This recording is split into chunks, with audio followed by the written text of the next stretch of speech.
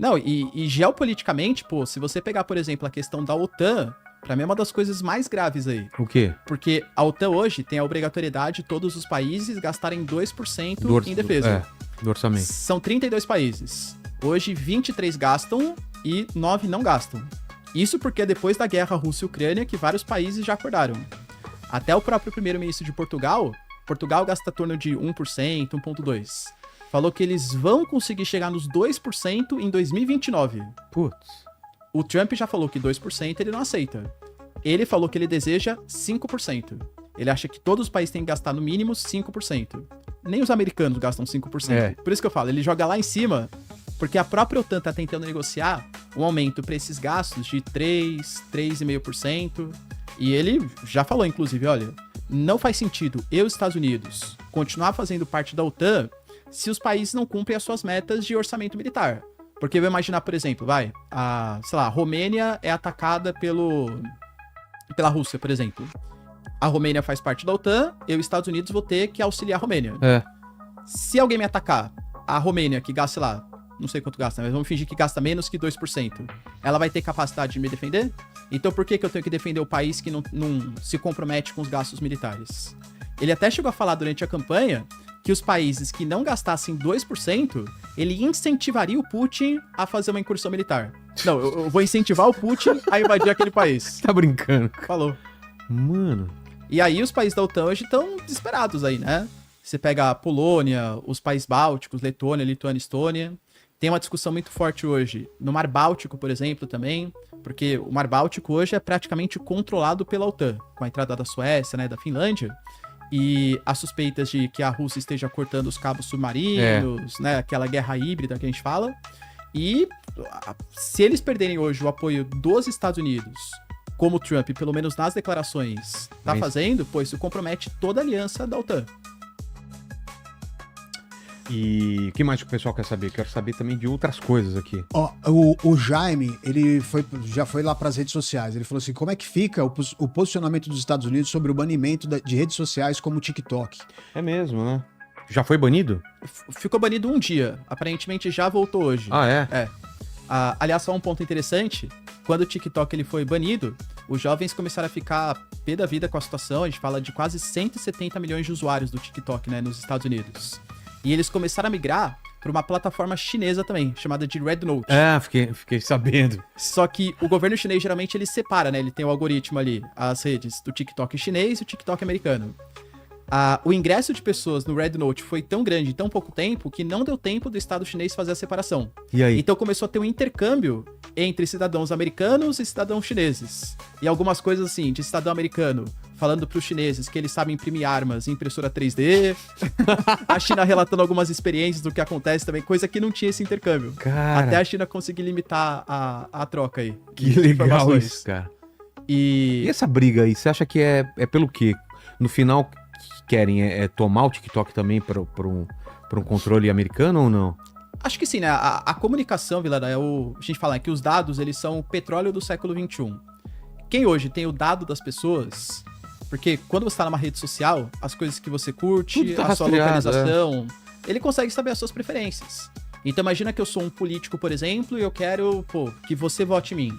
Mas pelo seu comportamento na rede social, eu sei que você não liga muito, sei lá, pra economia. Mas você curte muito a pauta, sei lá, de segurança. Sim. Eu consigo fazer, então, uma propaganda específica pra você, falando mal do candidato opositor na questão de segurança e falando bem de mim na questão de segurança, que é o que te interessa, entende? Então, quem controla os dados consegue manipular opinião política, comportamento mercadológico, consegue manipular toda a sociedade. E hoje, o TikTok é uma rede social que engaja muito mais, principalmente com os mais jovens, do que Facebook, do que Instagram e outras redes sociais. Entende? Total. Então, o medo dos Estados Unidos, eles alegaram isso, que é uma questão de segurança nacional. A gente não quer que a ByteDance, que é a empresa chinesa, né, que controla o TikTok, tenha acesso aos dados da população americana. Aí o que o Congresso votou, né, que ou a ByteDance, ela vendia suas operações para uma empresa americana ou estaria proibida de operar nos Estados Unidos. Teve até uns papos que o Elon Musk poderia comprar, que o MrBeast também poderia comprar. MrBeast? Essa eu nem ouvi.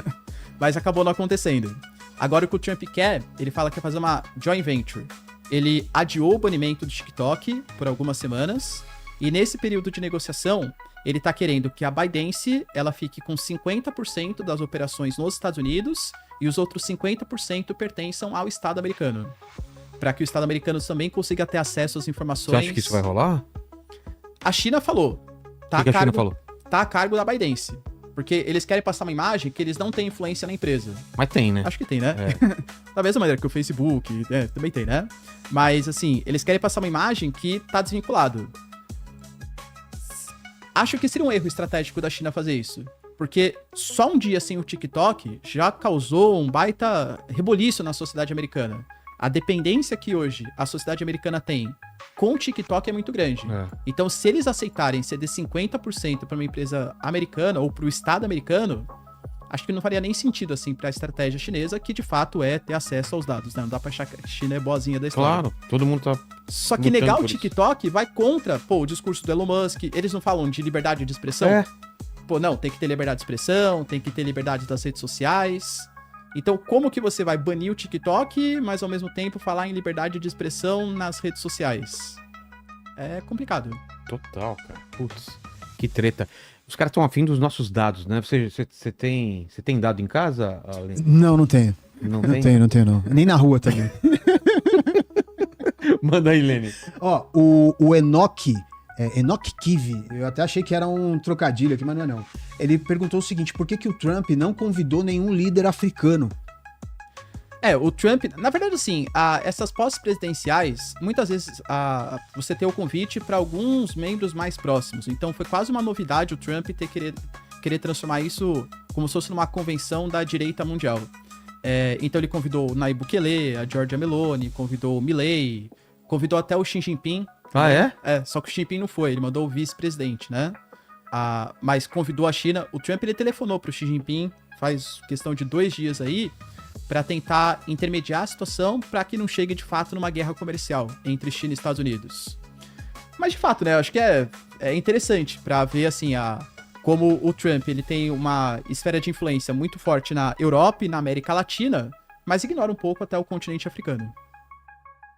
Ó, tem mais uma aqui, o Caio Augusto, ele fez um comentário, na verdade, ele falou assim, ó, o dia em que ameaçaram a deportação na Flórida, o comércio parou, e nessa nova leva, observação, captação se constrói com recurso, e os Trumps, aí ele colocou N, tem isso, aí não sei se não tem isso, ou enfim. Acho que é mais ou menos a ideia, né, que a gente pensa como se reforçar a polícia de fronteira, ou então até colocar o exército, talvez, para colocar nessa ação, seja uma coisa super simples, super barata. Isso é caro, exige recursos financeiros, humanos, e, de novo, compromete muito a economia, principalmente da porção mais sul dos Estados Unidos. Eu nunca fui para os Estados Unidos, mas dizem que quando você vai para a Flórida, por exemplo, é muito mais fácil você encontrar alguém falando espanhol. Cara. Falar inglês é muito difícil lá. Se você quer falar inglês e não acha ninguém, os caras te atendem já falando espanhol. Tem até um tipo de língua que fala que é o Spanglish, que tá surgindo agora, né? Que eu tava lendo, que, por exemplo, em inglês fala cool, né? Tipo, legal. E tem esse íssimo, que é mais hispânico. Tipo, isso aqui é divertidíssimo. Então a galera tá falando coolíssimo agora. Coolíssimo. Que é uma mistura de, né? Cool com legalzíssimo aí. Total. Vamos falar mais sobre a posse do Trump. Você assistiu, então? Qual foi o tom? O que aconteceu lá? Dá uma resumida na posse dele. E você lembra da anterior, como foi? Pra dar uma comparada? Eu não tô lembrado direito Do Trump ou do Biden? Do Trump. Do Trump? Não, então, essa posse, acho que assim, ela foi... O Trump, ele realmente fala bem, né? Então, acho que não teve grandes problemas em relação à sua retórica. Ele falou tudo o que ele deveria ter falado. Acho que foi importante a participação de vários ex-presidentes democratas, inclusive. O Bill Clinton estava lá, a esposa dele também, né? A Hillary Clinton, que concorreu com o Trump, também estava lá. O Biden, a Kamala. Eles quase nunca aplaudiram nada do que o Trump falava, mas também faz parte, né, do jogo político. Então, assim, mostrou, né? Pelo menos os democratas estão tentando passar um tom que eles são... Acho que foi proposital isso, que eles são mais democráticos do que foi o Trump, porque ainda pesa muito a questão do Capitólio na última posse do Biden, que o Trump se recusou a fazer uma série de processos, alegou que teve fraude eleitoral. Então, passou um tom assim de que os democratas, eles querem ainda corroborar com a democracia. Também não acho que eles façam isso porque eles são bonzinhos, mas sim para tentar passar a imagem que o Trump é o radical. Nós, democratas, somos os bonzinhos da história, né? Acho que ele foi, não só ele, mas o Vance também, foram bem contundentes em algumas questões de expansionismo, em algumas questões ligadas, por exemplo, à pauta da cultura woke também, que ele vai combater. E foi mais isso, assim. Do ponto de vista internacional, Vila, eu acho interessante pra gente tentar relacionar com o Brasil, o que pode acontecer com o Brasil, assim, né? Que você até perguntou na introdução.